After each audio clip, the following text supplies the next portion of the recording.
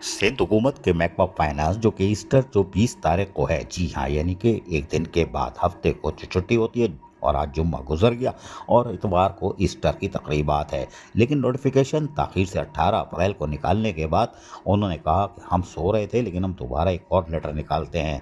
और उनको पता था कि बहुत सारे टाउन हैंड टू माउथ हैं, लिहाजा 18 अप्रैल 2025 की तारीख में उन्होंने एक और लेटर निकाला।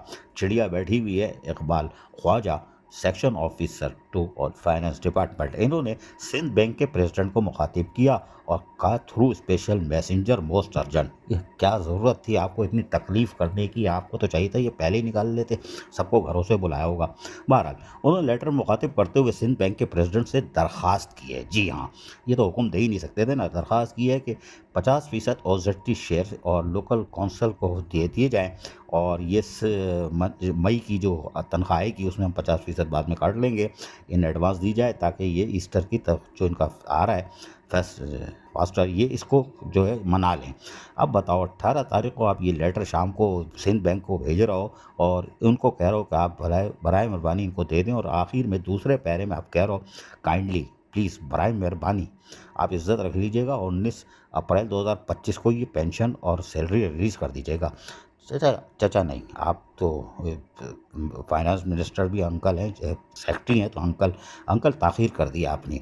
आपने ये लेटर तो भेज दिया, ये है सिंध बैंक, इनके तो बैंक के ब्रांचों में पैसे ही नहीं होते, है ना, और इनके एटीएम मशीनें खाली होती हैं या ख़राब होती हैं, माल तो होता ही नहीं है। अब आपने लेटर इनको शाम को भेजा है, इनको पान वाला भी कोई अकाउंट नहीं खोलता वहाँ पे, परचून वाला भी नहीं खोलता कि माल आ रहा होगा तो कुछ पड़ा होगा। ये भी कल किसी से मांग तांग करेंगे कि भैया स्टेट बैंक से या किसी जगह भैया पैसे दे दो ताकि हम जाके 50% ही दे दो जो इनकी बनती है, वो भी शायद 10-20-50 रुपये तो बनेगी नहीं, करोड़ों में होगी। तो सिर्फ छोटे मोटे टाउन जो है उनके भी 1-1 1.5 करोड़ तनख्वाह बनती है। सैनिटेशन महकमा और दीगर मसीह मुलाजमीन दीगर महकमों में भी होते हैं, पैसे ज़्यादा लेंगे, तो ये क्या पैसे देंगे?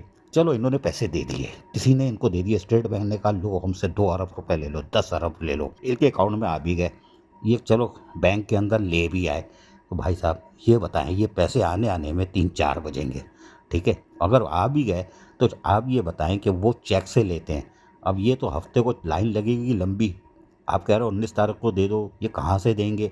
ये सवाल पैदा होता है, क्या ये क्या चेक से लेंगे? क्योंकि सैनिटरी वर्कर्स के पास एटीएम कार्ड नहीं होते, वो सिर्फ और सिर्फ चेक से लेते हैं, और फिर कुछ हबीब बैंक के कर्जे होते हैं, उनकी कटौती होती है, तो वो तो मारे गए। चलो इनको मिल गई, कुछ लोगों जिन्होंने जो लोन्स लेते हैं, फ्लेक्सी लोन वगैरह होते हैं, वो नहीं लिए तो वो तो बच गए, चलो वो 4-5 बजे भी ले लेंगे। लेकिन 6 बजे बैंक हो सकता है एहसान अजीम करे और मगरिब तक बैठ जाए, इशा तक बैठ जाए, कल 19 तारीख को आपने जो रिक्वेस्ट की है। लेकिन वो जिनकी कटौती होती है वो अभी बैंक से वो आती है, क्या उनको हो जाएगी? नहीं होगी, वो भी फंस गए। लिहाजा हो गया इन्ना लिल्लाहि व इन्ना इलैहि राजिऊन।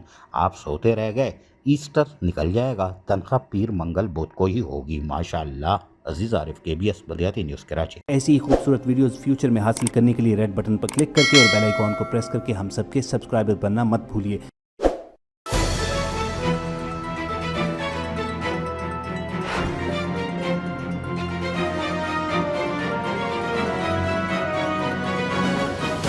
KBS बलियाती न्यूज़।